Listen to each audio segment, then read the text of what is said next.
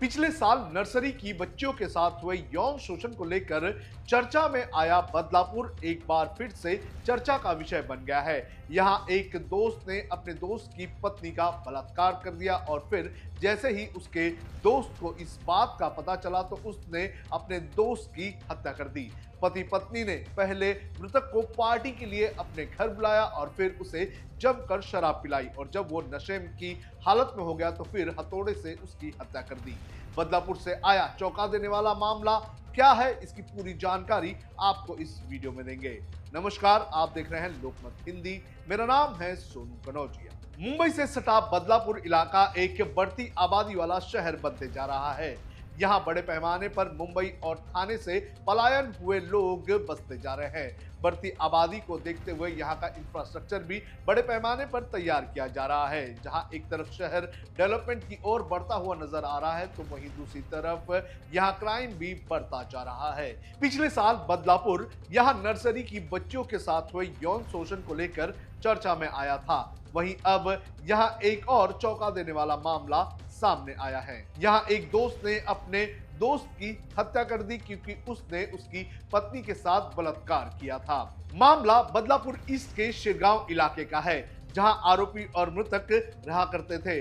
दोनों काफी पुराने दोस्त थे और एक ही इलाके में रहते थे और हेल्पर का काम किया करते थे, लेकिन मृतक ने एक दिन मौका पाकर अपने दोस्त की पत्नी का बलात्कार कर दिया, जिसके बाद उसने अपने दोस्त की पत्नी को चुप रहने की धमकी दी और जान से मारने की बात भी कही।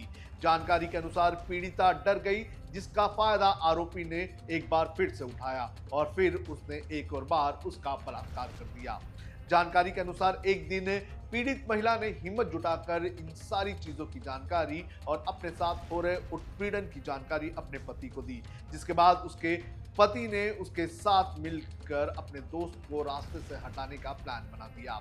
हालांकि इस मामले के सामने आने के बाद पीड़िता के पति ने अपने दोस्त को इसकी जरा भी भनक नहीं लगने दी और उसके साथ वैसा ही व्यवहार किया जो वो पहले किया करता था और 10 तारीख को उसने अपने दोस्त को घर पर पार्टी के लिए बुलाया। दोपहर को इन लोगों ने पार्टी की और इस पार्टी में जो मृतक है उसे जमकर शराब पिलाई गई। शराब इतनी पिलाई गई कि वो नशे की हालत में चल नहीं पा रहा था और जब वो नशे की हालत में गिरता हुआ नजर आया तो आरोपी और आरोपी की पत्नी दोनों ने ही उसकी हत्या कर दी। बदलापुर ईस्ट पुलिस स्टेशन के वरिष्ठ पुलिस निरीक्षक किरण बलावड़कर के मुताबिक आरोपी ने 10 जनवरी को दूसरे आरोपी को घर बुलाया था। वहां पहुंचकर उसने उसे खूब शराब पिलाई और नशे की धुत में जब मृतक घर पर रुक गया तो रात को जो पति था उसने हथौड़े से अपने दोस्त की हत्या कर दी। अगली सुबह उसने पुलिस को बताया कि उसका दोस्त बाथरूम में गिर गया है और उसकी वजह से उसकी मौत हो गई है, जिसके बाद पुलिस ने मृतक का पोस्टमार्टम करवाया और पोस्टमार्टम की रिपोर्ट आने के बाद पुलिस को इस पूरे मामले में कहीं ना कहीं एक साजिश की जानकारी मिली। पुलिस को पोस्टमार्टम में यह पता चला कि जो मृतक है उसकी मौत जो है वो गिरने से नहीं हुई है बल्कि उसके सर पर कई वार किए गए थे। इसके बाद पुलिस ने जो आरोपी दोस्त है उसे कस्टडी में लिया और उसकी पूछताछ की और जब पुलिस ने सख्त रूप अपनाकर पूछताछ की तो आरोपी ने अपना गुनाह कबूल कर लिया, जिसके बाद पुलिस ने आरोपी को गिरफ्तार कर लिया और मामले की जांच शुरू कर दी है। आपको बता दें कि पिछले साल बदलापुर उस वक्त सबसे ज्यादा चर्चा में आया था जब यहां अक्षय शिंदे नाम के एक स्कूल में काम करने वाले शख्स के ऊपर 2 नर्सरी की बच्चियों के साथ यौन शोषण करने का मामला सामने आया था। ये मामला इतना बड़ा था कि जो आरोपी है उसके खिलाफ पूरा बदलापुर जो है सड़क पर आ गया था।